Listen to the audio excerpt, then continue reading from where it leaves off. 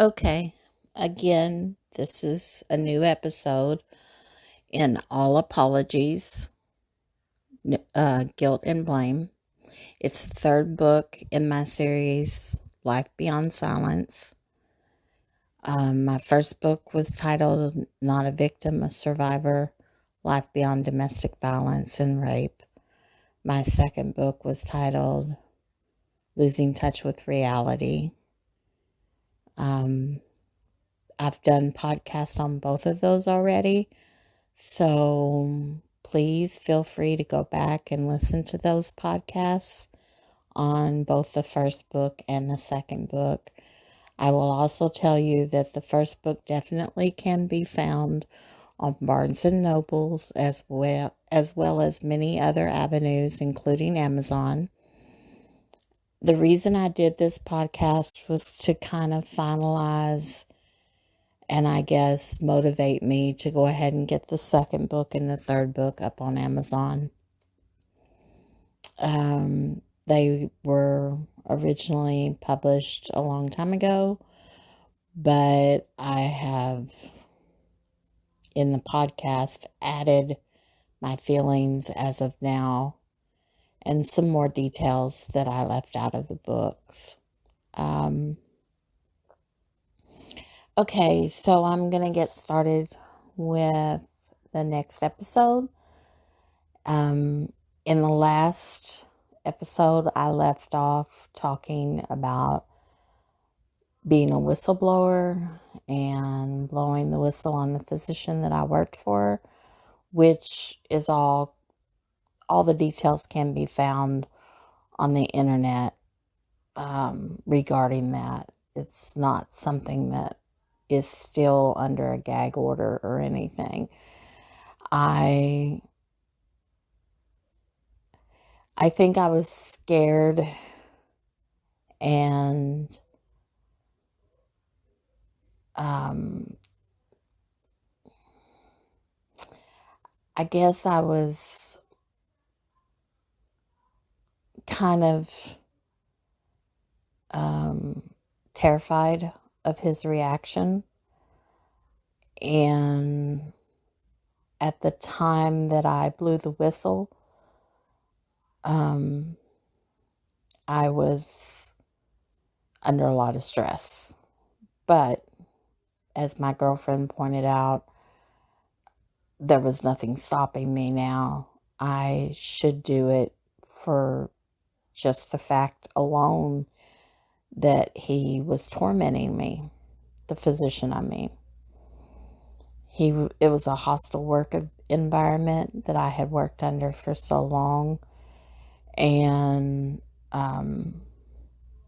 if nothing else, this was me standing up for myself after he had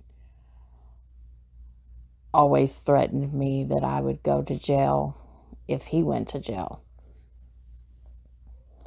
Anyway, to make a long story short, after I had left his office, I stayed around for a little while, just a little while. The lawyer told me that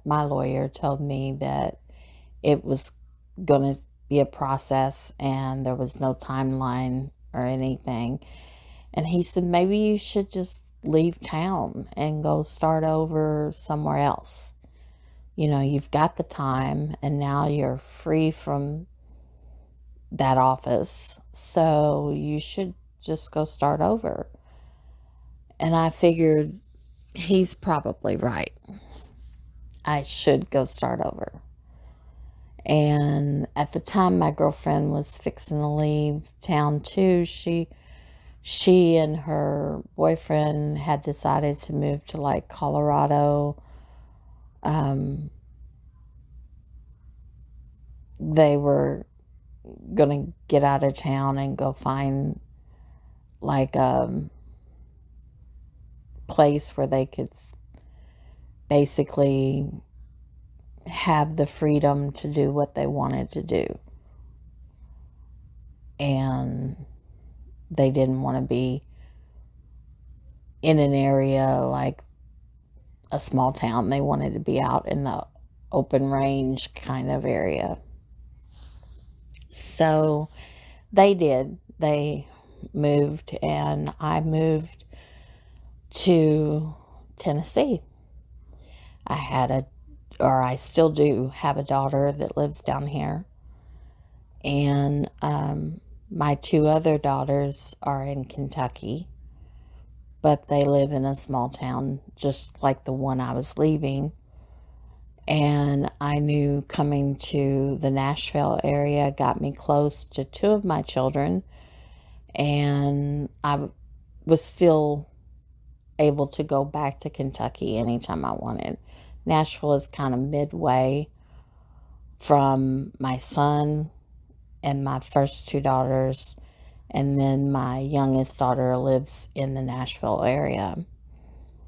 So I moved down here and immediately put out resumes and things like that so that I could get some kind of position. I didn't really want to go back to the floor because things have changed so much over the years as far as nursing. And these are huge hospitals down here. So I'm getting older, and to be honest, an office position suited me. So I tried my hardest to get on at an office and went to several interviews. I ended up taking a electronic records. It's kind of like an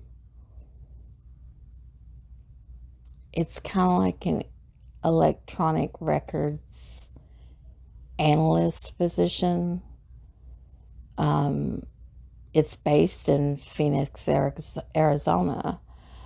But what they do is they have people, freelance contractors, go in and review records for certain patients, kind of like a Medicare review or a Medicaid review.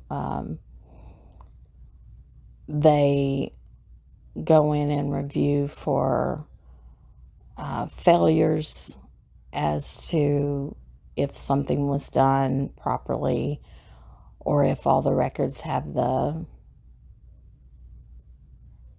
necessary details for having billed a particular procedure or something. And it's amazingly easy to do this. You're a contract freelance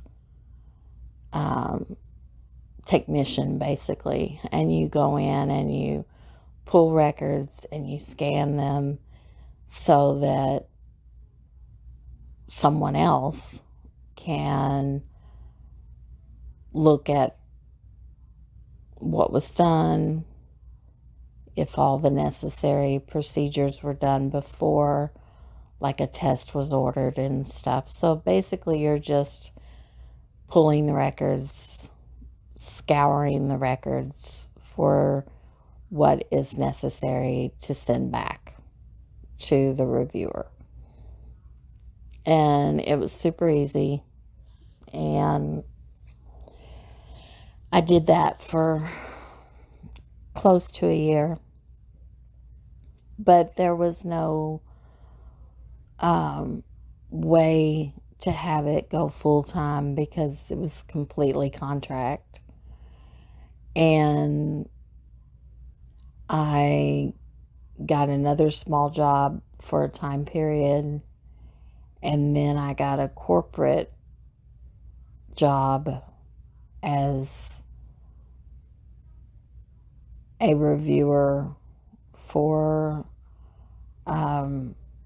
claims and posting of payments and basically everything to do with a patient's billing. So I got on with the company that is corporate, and I would match up claims and payments and do the posting and find the necessary reasons why some claims weren't being paid and correct that, and then resubmit that to the insurances. And it was interesting, and it was at first fairly easy, but there's a lot of details, and corporate billing is a lot different than a small office. You've got a lot of places, and you're jumping from one place to the next, because this is a healthcare organization. So they own several hospitals, several clinics, several facilities, and you're doing billing.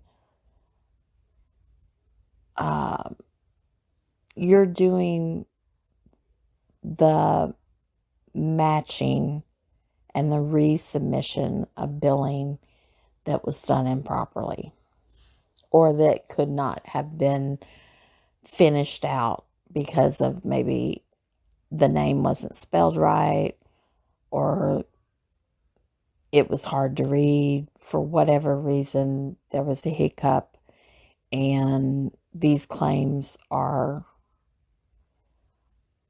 getting beyond the resubmission date. And so it's urgent that you find out what's going on, see if you can resubmit it, and get it fixed. And it's a very detailed job. And you're doing it for multiple facilities, which makes it significantly harder. If you're doing billing for one organization, one facility, whether it's pediatrics, whether it's surgery, whether it's cardiology, whether it's hearing, if you're doing one physician's billing, then there are a lot of repetitive claims, and you get to know what the charges are, what the codes are, what the diagnoses are, and you learn that, and you take it all in, and over time it's like second nature. Because like I said, it is a lot of repetitive billing. But if you're doing multiple facilities and multiple specialties, then there's a lot of where you're having to really get down to the nitty gritty of claims and figuring out what the payments are for, calling multiple areas, multiple states. The health organization that I worked for owned many facilities in many different states and jurisdictions, and it was detailed and challenging because I've worked a lot of facilities, and none of them have had multi-state, except for the nursing home facility owners that I worked for. We had multiple nursing homes, but I was more in an administrative position, looking over like advertising, newsletters, billing, things like that. But it was for a specific thing, nursing homes.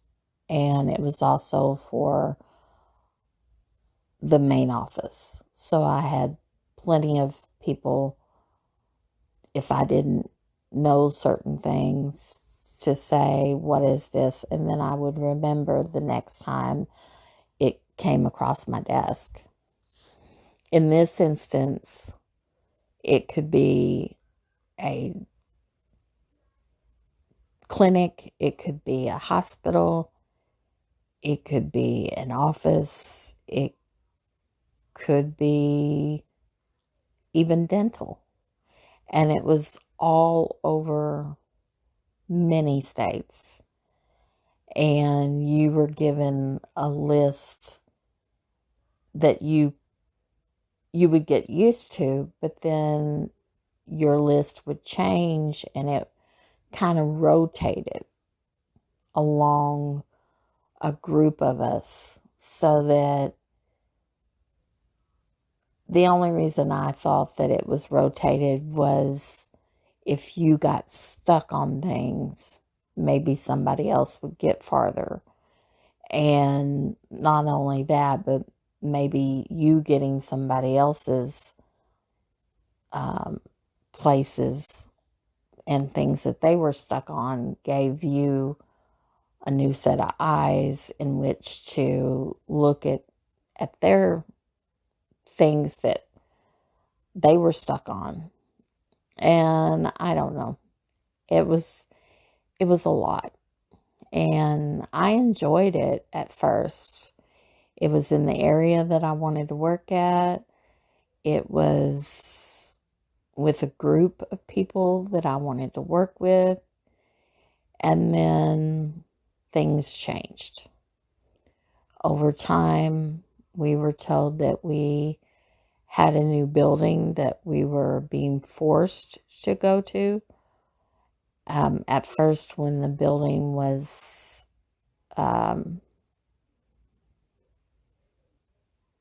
mentioned, there was some people that thought, and I don't know that it wasn't in the details from the get-go, but some people thought that we would be given a choice if we wanted to go to the new building, which was completely on the other side of the area, or if we wanted to stay where we were, but they were going to kind of push together a lot of smaller offices into two big buildings. Well, that did not play out that way. What ended up happening is they built this huge building, and they also dropped several facilities and sold them off. So they decided to move everybody into this one huge building from different parts of the area, and we would all be stationed in this one part of town, which really wasn't that different from me driving, but it really upset some people and they decided to leave. And when they all exited the company, it left me as one of the, believe it or not, senior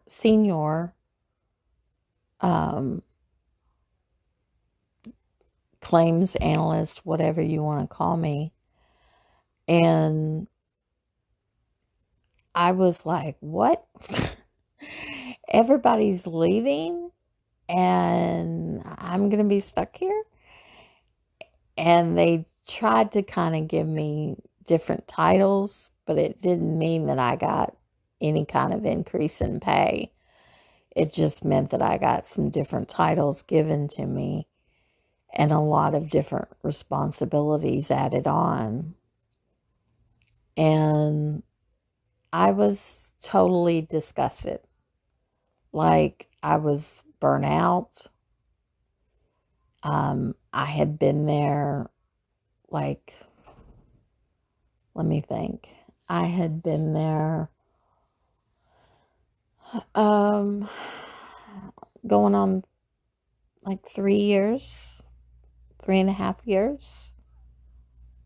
And I was already burnt out. But from what I had heard from other people, corporate healthcare is like that. It's not like a small office where people stay forever. It is a fast burnout track. You get in corporate, you think things are good, everything seems fine, and then their stock starts dropping and they start cutting corners and they sell off things that are what they feel like they can do to crunch the numbers, I guess. And yeah, things go bad, it falls on the employees. And you're expected then to do more, especially when a whole group of you leave for another company, another healthcare company. You're expected to do more to take up the slack. But it was not easy. And in the midst of working for them, I did or was able to help my daughter get on at the same place. I wasn't like a key person, but I told her she should definitely come to where I worked at.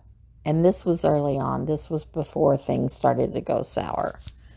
But I told her she should definitely come to work at the same place I did. Okay, so I'm sorry if the mic is messed up a little bit, but I kind of dropped it a couple times and that can't be good. So anyway, I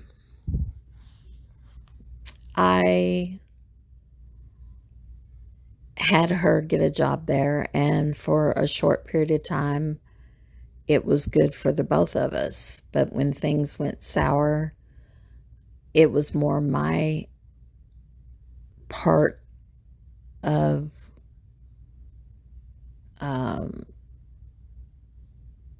it was more my section that went sour really fast. And so I was doing my best. I mean, you need a job and you got to have money to pay your bills. So I was working and trying to kind of maneuver things so that I wasn't as the burning out anxiety wasn't killing me.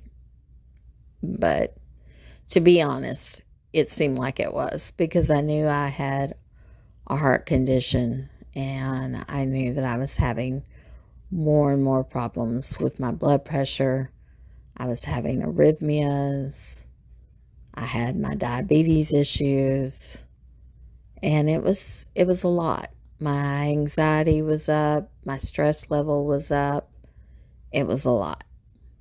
And I had been off and on the phone with my lawyers even after all this time, which I left the physician's office in Kentucky in 2014, and things really went sour for corporate healthcare with this organization, especially in 2017.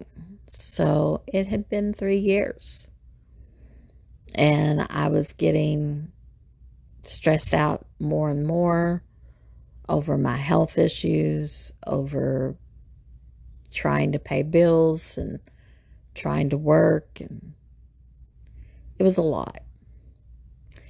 And I think a lot of my stress also had to do with the fact that this looming whistleblower thing was still hanging out there, and didn't seem like it was ever going to come to pass. And I was just stressed more than anything. But yeah, I did have heart disease.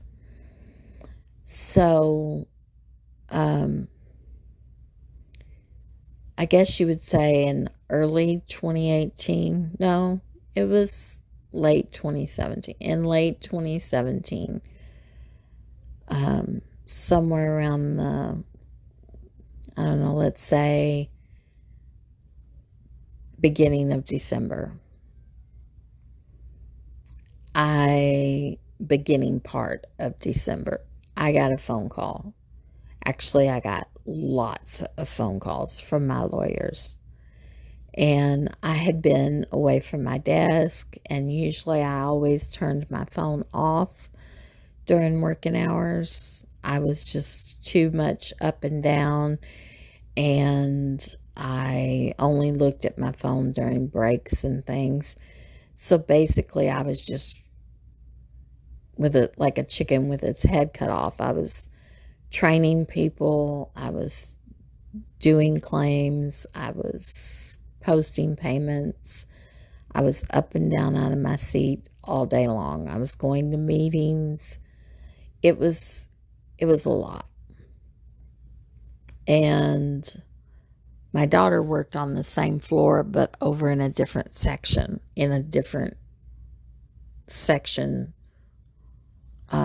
with her own set of things going on. And I had gotten a lot of phone calls from my lawyer, and when I looked at my phone, I was like, oh, wow, they never ever call, and now they're calling like a lot. And so I went into a conference room and I called my lawyer back, who answered the phone right away. And he said, we've been trying to get a hold of you. And I was like, yeah, I was working. Hello. And he was like, well, things have just blown up here. And I was like, what do you mean? And he goes, well, they finally, and by the way, I knew somewhere in like August, September, I think it was August, that the government had called me out of the blue and said, is his office closed? And I was like, yeah, a long time ago it closed, because after I left, he tried to continue to do his little thing that he had going, but he didn't really have all his ducks in a row without me. So he decided to go ahead and retire and get out of it while the getting was good. And so he closed his office up. Plus, he had some kind of sickness. I'm not really for sure. And they're like, oh, well, we thought he was still working. And I was like, no, he's been closed. I don't know. I want to say he retired in like 2015, let's say. And so by the end of 2017, I knew that there had been progress. So when I got the phone calls from the lawyer and called him back, they said, oh, there's been word. They talked to him, and I guess they presented everything to him, and there's been a settlement between the government and the physician and his wife. And I was like, really? And they're like, yeah, but you need to sit down. And I was like, okay. And I was thinking, first of all, I was thinking I was never going to see anything. Second of all, I knew that the way whistleblowing works is if you do it the proper way, then the government decides if they're going to settle with the person that did the fraud and for what they're going to settle for, and then you get a portion of that. So I never really had in mind whatever was going to happen, just that, hopefully it was enough to pay my debts off and give me a fresh start. And my lawyer said, you need to sit down. So that could be taken many different ways. Now, in this podcast, I am definitely not going to go into the details of the settlement, but all the details are out there on the internet and can be found out, I guess, by some people. But I was blown away. And I will tell you also that whistleblowing is extremely hard to go through. Number one, you're blackballed for anybody that knows you're a whistleblower. Number two, you have no idea what or if the outcome is ever going to be positive. And you have no say in whether it's settled or not. You're just trying to do the right thing. You speak up in hopes of trying to do the right thing. And I think when I spoke up, I just saw a greedy doctor who was making a lot of money off of people by the way of the government. And, I think many people have said this before, but if you abuse the system, you're really abusing all of us, because things are put into place, like somebody getting hearing compensation and free hearing aids every 3 years. Things are put into place for good reasons.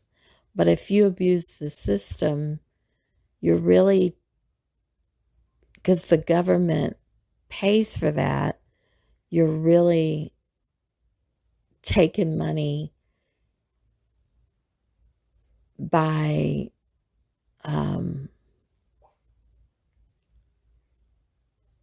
I guess by misuse of funds.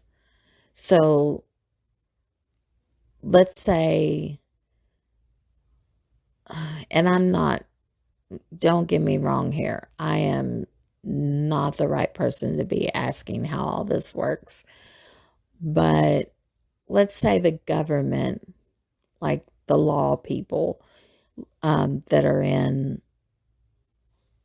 like congressmen and stuff, they make laws and things that are passed so that government workers who are in occupations that lose their hearing can get compensated for the loss of their hearing because they are doing work that is government work.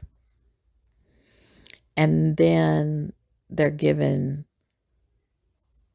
durable medical equipment, which hearing aids falls under. They're given that because just like if somebody lost their leg, they lose their hearing, the hearing aids help them continue to hear what they're missing, basically, in life. And it's not a perfect science. And when a physician abuses the system, he's really causing those congressmen and stuff to go back and add more funds that come directly out of everybody's pocket in the way of taxes and things.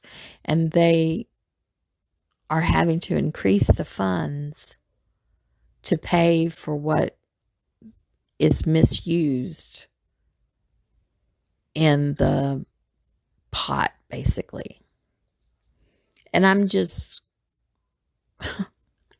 kind of making my own theories there, but that's the way I view it, you know. And it could be anything. It could be if you're on state help and you've got like this or that problem, and they come to find out you don't have that problem, or that you've abused the system and gotten approved to get a check or whatever, then yeah, not only are you in trouble for the misuse, but you've cost somebody else that could have been on assistance. You've cost them their place and their portion because you abused the system. So it's kind of like that. And that's the way I view it. So yeah, whistleblowing is not easy because you are basically saying, I'll stand up and say, this is done incorrectly. It's fraudulent. It's abuse of the system. And then it's a long process. I mean, all in all, it took like 4 years. And that's right at 4 years is what it took. And that is huge. Huge part of my life. And I mean, people will say all kinds of things like, you know, you did it for money, or what did it hurt you waiting 4 years? It didn't hurt me. It's just a lot of stress. You're not able to talk about it. You're not able to share that information. You're basically on a gag order to keep quiet until you hear that it's done and over with. And when I heard that it was over with, I just remember feeling stunned. And it just so happened, it happened close to the end of the day. I told my daughter that I got the phone call, and I told her what it was about, and I told her I'm leaving for the day, and this is going to take a minute to sink in. And she was blown away. Later on down the road, my dad found out, because evidently the news hit in our local area in Kentucky, and lots of people called me because they were like, what? Was what was going on? You know, lots of people wanted to know how this all came about. And I was like, your guess is as good as mine, because you're hearing things from Kentucky and I'm no longer living in that area. So I don't know what to say other than, yeah, I turned him in. And there's a lot that goes into that, and I'm not even for sure about anything at this moment. And I had to go and get like information from my lawyers as to what I was supposed to do legally and how it was supposed to work with taxes and the IRS.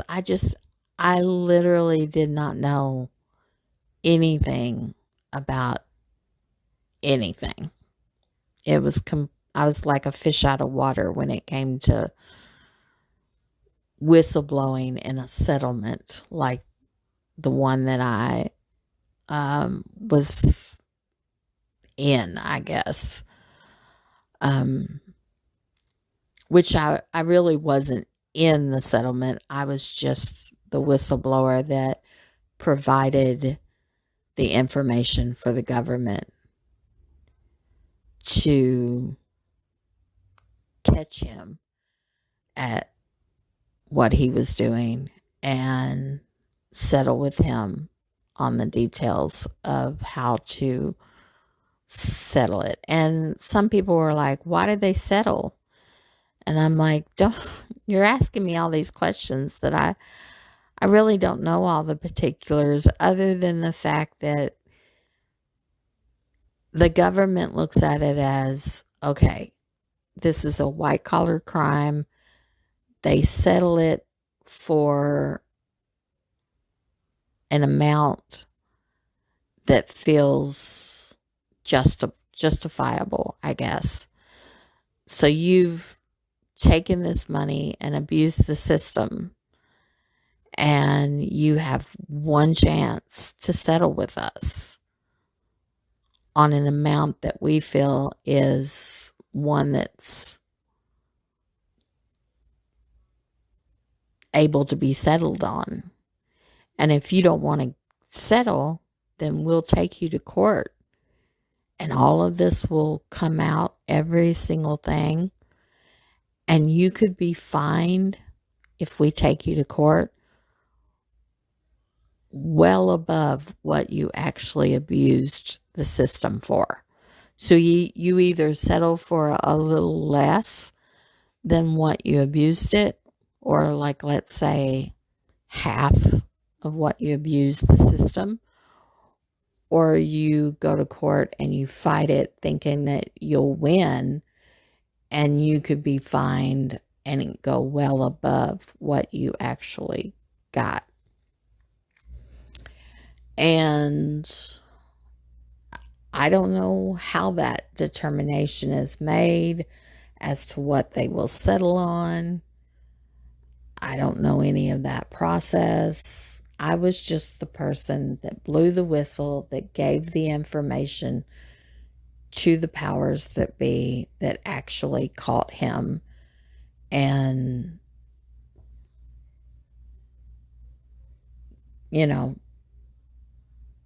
met with him and put it on the table and said, there it is. You either sign it and admit that you did it, or we go to court. And actually, I don't even think he had to admit that he did it. He just has to agree to pay it back in the amount that they are asking for. Something to that effect. It's all on the internet. I'm not going to get into any of that because, like I said, I really don't know. And I really didn't know how it all worked. I didn't know exactly what the lawyer was going to take. I knew theoretically in percentage, but it was a lot. Trust me, it was a lot.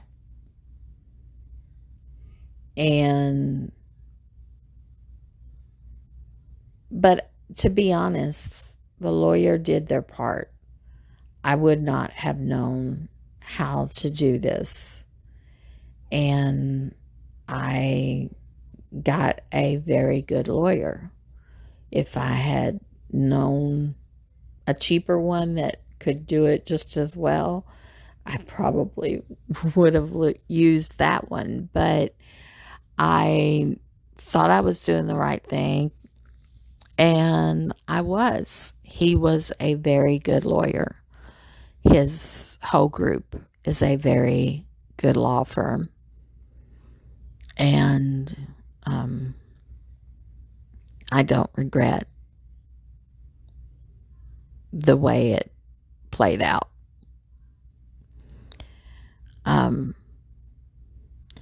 I do, however, think that the IRS taking money from someone when it's not wages. Like, I get it. You work, you pay taxes. But when you're doing something for the good of this country by blowing the whistle, I was not certain on how all that is justifiable, that the government takes their portion from the person that helped put a stop to abuse. But I guess there's many people in this country, everywhere, that would quickly say, oh, you can believe if any money is getting passed from one person to the next, or one company to the next, or if there's any money getting tossed around anywhere, the government's going to have their hand in it for their cut. And yeah, I've heard those statements before, and it's unfortunately true. I owed the government a ton of money right off the bat. And that was hard to handle as well. You know, you're paying the lawyer, you're paying the government, and that's before you even get to basically touch it. And it was sizable. But it's actually probably one of the higher points of my life, as well as having my children. Having my children, of course, were the high points in my life. But doing something right for a change, when there's been so many things that I'm guilty of and wish I could do over, doing something actually just, it's kind of like, or at least for me, it was kind of like I had been beat down and drowning in my own guilt and blame and sorrow and pain for so many years. Everything I ever did was a mistake. Everything. And by the time I had reached, well, let's see, in 2013, I was 52. And by the time I reached 52, I kind of saw this laid out in front of me and just figured it's the right thing to do. You know, my girlfriend's right. You know, it's me that should do it. I'm the one that knows everything about it. It's me that should do it. And it's time that I do something. I don't have anybody that's with me anymore. There's no reason for me to hold off doing it. I just need to do it and move on with my life. And yeah, truthfully, it was one of the things that I've done in my life that I can look back and say, I did a good thing. In the end, it was the right thing to do. And if I hadn't have stopped him and I hadn't have turned over the evidence to the government, he probably would have continued to do it, and then because of his sickness retired, and nobody would have ever known. Nobody would have ever known what he did. So I did the right thing, because he almost got away with it. Literally, he retired, I'm thinking, in 2015. And I could be wrong. It could have been that he retired in 2014. I'm not really for sure on that because I'd already left. But I know he retired, and I know I've even looked him up, and he's passed. He's no longer with us. So that's basically all I have to say about that. But I did move to the Tennessee, Nashville area, and life has continued to go on. But I want you to keep listening, because what's not in the book is how I'm going to finish this podcast. And I guess you would say there's a little more that I want to talk about and share. And I just want you to continue listening on where I'm at now in my life and how I truly feel when all is said and done. But I'm going to get off here for right now.